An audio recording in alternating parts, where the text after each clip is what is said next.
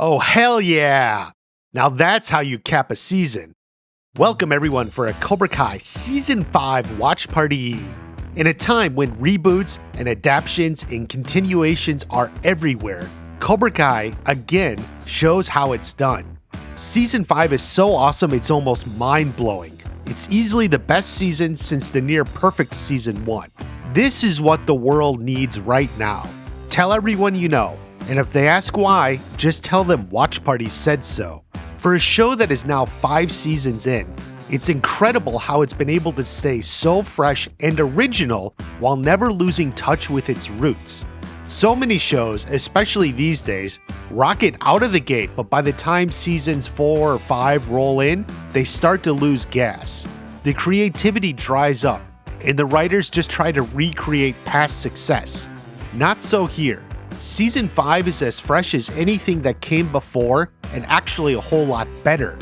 It's worth repeating, but if you ever want an example of how to continue or adapt a pre-existing property, there is no greater example than Cobra Kai. The story thrust is that Terry Silver is expanding Cobra Kai more than ever while Daniel maneuvers to stop him. Silver is a villain unlike any we've ever seen in this show or anywhere really. While previously Kris was an intimidating bad guy, his scope was always smaller, more intimate. It was about how Kris could mold or change one person to his style. Dangerous, but limited. Silver is that times a million. He has money, resources, and drive. He'll stop at nothing to win. But there's more to Silver's intimidation. He's not some cartoon villain laughing and twirling a mustache. It's buried in the deep, layered writing. Silver is larger than life. He just doesn't have a fancy dojo, he knows everything that's going on. From a slight slip-up, he realizes Chosen is not who he claims to be. He returns the next day knowing his name, where he's from, and everything else about him. How? It's not clear, and that's what's scary. He hosts the charity auction. Did he know the LaRussos were going, or is it just a coincidence? We can't say for sure. He has the perfect words to turn Daniel and Amanda against each other. After Daniel calls Silver's old lawyer to try and get some dirt to frame him, Silver shows up the next day in the sauna playing that same message. It's creepy, intimidating, scary.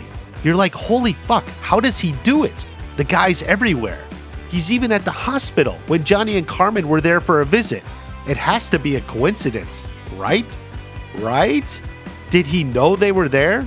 He's like a real-life Google. The only thing missing is the scene where Silver reveals Daniel's entire internet search history. Ouch.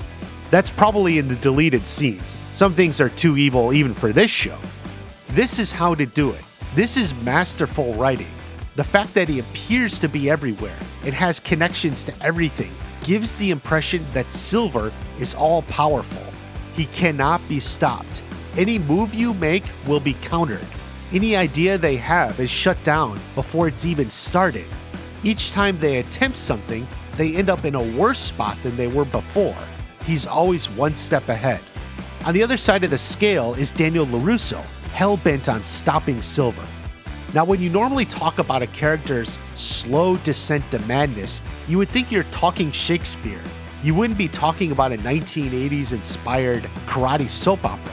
But damn it, this show didn't do it perfectly. Daniel's frustrations at Silver always being one step ahead, always knowing the exact counter move, is unnerving. When we get to the point where Silver knows how to unbalance his marriage and make him lose everything around him, Daniel is at rock bottom. His fight with Silver doesn't go well, but it's just in time for Amanda to get clued in on what's really going on, courtesy of her Karate Kid 3 cousin. Boy, that was a shocker of a reveal. It does make sense for the show, so I'm happy they were able to include it. But perhaps a bigger surprise of the season is when it was revealed Tori was working with John Kreese. He was manipulating events from inside jail, but they weren't always going according to plan. This is a great relationship that I hope isn't over just yet.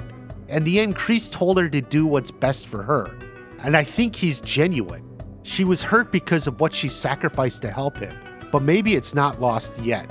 Speaking of which, shit, Kris was only in part of the season, but it was amazing. Truly one of the most memorable scenes is Kris with the therapist confronting all the people of his past. It's the people who touched him, the people he hurt. The young Johnny deepfake deserves applause. It's extremely well done from a technical standpoint, but also drives the point for Kris. He's confronting his past, the good and bad, right in front of him. It kicks him into high gear. Gone are the manipulations with the therapist, the controlling events on the outside. Now he fights back and takes charge of the jail.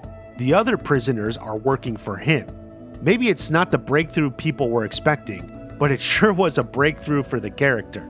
Kris's death fake out is a way of playing on past events with a new twist. You didn't see it coming, but at the same time it makes perfect sense. You think you should have seen it coming. You're left wanting for more. Now as for the kids, Miguel and Robbie really dominated a lot of the attention, and for good reason. Their history is complicated and almost deadly.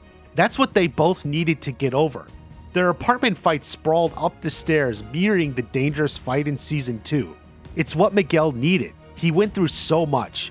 You know, sometimes this show hits on deeper truths about people, and I think the guys really did need to just duke it out. A good fight can clear the soul. Johnny knows best. It brings Robbie and Miguel together in a meaningful way. It's a pleasure to finally see them all bonding together, and the reveal about the baby put a positive spin on their future together. Tori's story is the next most interesting. As I said, it was a genuine surprise to see she was working for Kris. I'll talk more about it later, but it really hits on one of her biggest character traits: loyalty. She was loyal to Kris through it all, even when he was in prison. She was willing to sacrifice a lot for that loyalty, and she did. That leads to maybe the biggest character development of the season for Sam and Tori. Now certainly these two have had quite a few run-ins now, but really most of their time together has been defined by the fights. They've barely talked to each other since they first met. So Sam reaching out and going to Tori's place for once is something we didn't expect. It's also a shock for Sam. There's something about going into the home of your arch nemesis that can be a real eye-opener. Now that's not something I've ever done in real life. Hell, I barely went to the homes of my friends in real life, so I can appreciate how out of place Sam feels. They keep the conversation focused on the cheating in Cobra Kai.